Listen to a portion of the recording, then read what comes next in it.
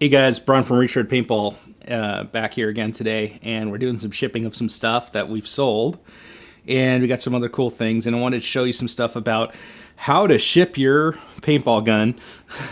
I think I'll do another video on how to sell your paintball gun on eBay, but how to ship your paintball gun, when you've sold it on eBay so that you don't have any problems.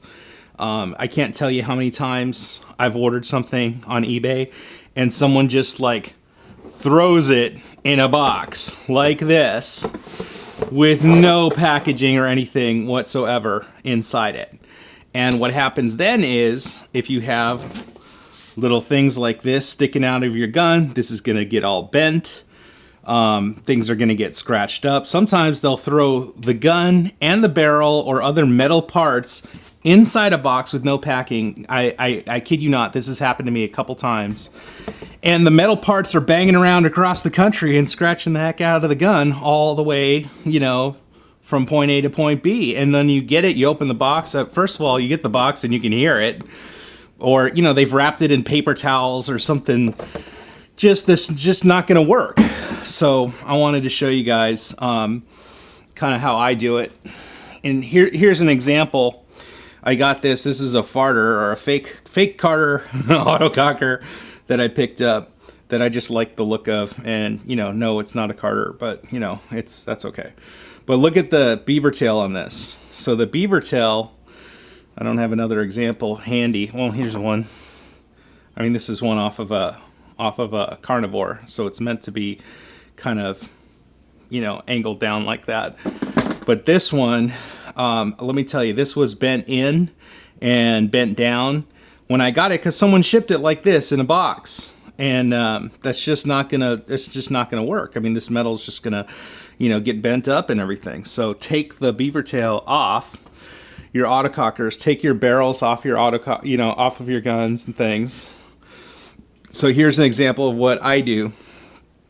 So I sold this autococker pump gun. Look, I've wrapped both of the barrel, the two-piece barrel in bubble wrap and taped it. So, this can hit the gun, can hit all kinds of other things. It's not going to do anything to it. Here I've taken the beaver tail off of the back of the gun, so it's not going to get bent. This one also came with a nice hinge frame, matching hinge frame. So I've taken that and wrapped it separately and taped it up.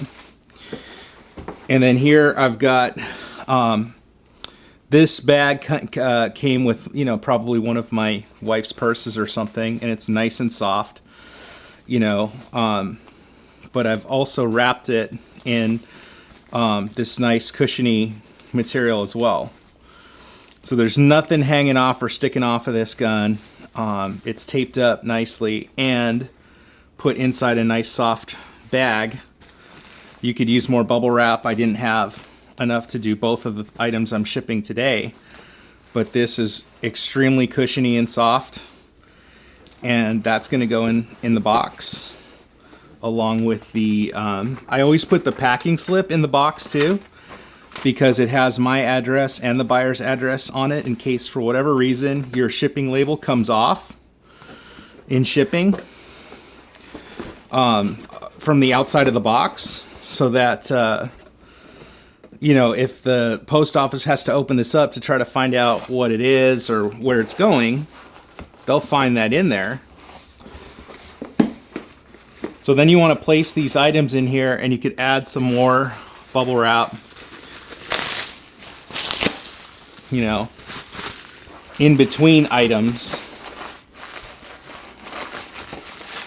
so that you're sure that they're not going to rub at all against anything else and cause problems. The worst thing is the other thing, please, if you're selling a gun with a barrel or something, clean the dang thing, clean the gun. There's nothing worse than paying, good money for a paintball gun, and you get it, and the barrel's dirty. I mean, how long does it take to throw a swab down a barrel and clean it out? So, I mean, that's just annoying to me. So, here we've got our barrel and just kind of tuck everything in such a way that nothing is rubbing on anything. And then also, when I've taken a small item like this, and what I did was I left the screw. So see how the screw holds the beaver tail on this particular gun? Same as the one I'm shipping.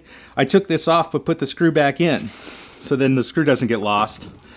And then I've put this in here, and one other thing I would do is a lot of times, you know, just kind of write on it. So I'll have to find a marker.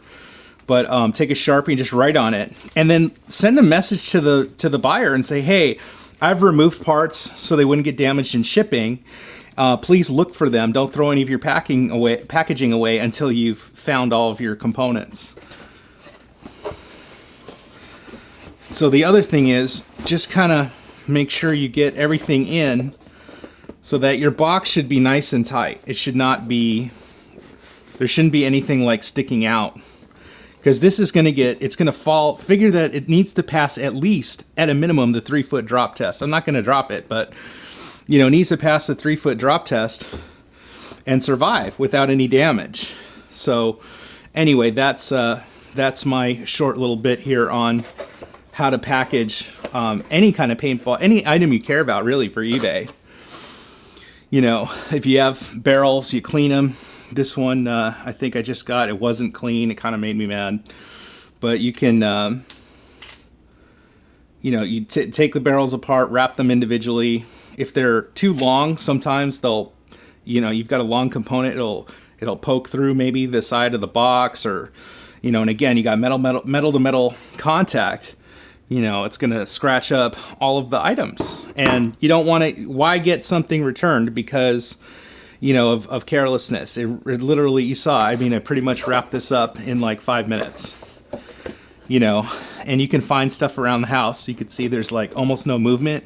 I'll fill up some of the void in here with some more bubble wrap.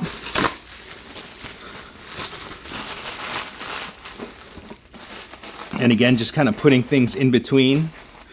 And fill up those voids in there, you know, crumple up newspaper. That works really well. In addition to wrapping things, don't just use newspaper. If you just use newspaper and you've got a metal item inside a box, you know, banging around, it'll kind of push all the newspaper out of the way as it's being shipped, and then the item will just be against the cardboard. And sometimes the cardboard may rub your ano, or, you know, cause other kind of issues. So you want to avoid that. I would wrap it with something first, at least maybe a plastic bag, you know, so do something like that so that when you're, when the item's shipped or when it's all sealed, that there's like, here I can barely hear any movement in there. That's really good, and everything's well protected, and this gets hit on any sides, it falls off the truck, nothing's going to happen. And then when you have your label ready, I'll use this as a fake example of a label. Put your label on, and then so I print my labels, you know, from eBay, right? Like probably a lot of people do, just on plain paper. So then take your tape and make sure the entire label is covered in clear tape so that any water or anything doesn't smudge the address or anything like that that's going to cause a problem with delivery. So, and that it won't peel off because that's going to cause delays also. But that's how you can, you know, preserve and protect your feedback rating on eBay. I've only had one problem since I think 1999 with the buyer, and the only problem there was the buyer. I think I sold like a leather motorcycle jacket, and I sold it to them and I shipped it to them, and they got it and said, "Oh, it's not as described." I said, "Fine, send it back." And they sent it back, and they sent it back, and or they said they sent it back, and they said, "Okay, I send it back. Where's my money?" And I said, "Well, I haven't gotten it yet." I'm like, "Please provide the tracking number." And they couldn't provide tracking number. And I said, "Well, you know, I've never received it. So if you don't have a tracking number, how can I, you know, how can you prove that I got it?" And seriously, I never got it. So, you know, I don't play games with stuff like that. Some people do those. You got to be careful. You got to protect yourself. So eBay didn't make me have to refund the guy's money because, you know, he couldn't prove that that he had sent it back. So send it. Anything expensive like this, send. I know it costs more, but for a couple bucks, it's peace of mind, and you won't have any problems. Pay for the insurance for the item, and then use signature required, so that you can confirm somebody received it, somebody was home or at their place of business or wherever you're shipping it to, actually received it.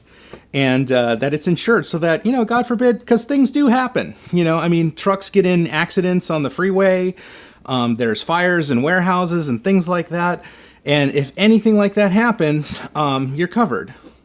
So, you know, I think something to ship flat rate like this would have been maybe $14-15 with the insurance and the signature required. It's another maybe $4 or $5, $6 tops. So for $6 versus losing out on, you know, what might be, you know, $200, $300, $400, $500, $600, $1,000 item, you're covered. So anyway, that's my 2 cents on how to ship and pack things correctly. So when you receive items, I always save some of the bubble wrap and stuff so that I can reuse it. But again, you know, you can use clear tape. Like if you're going to wrap something like this, use clear packing tape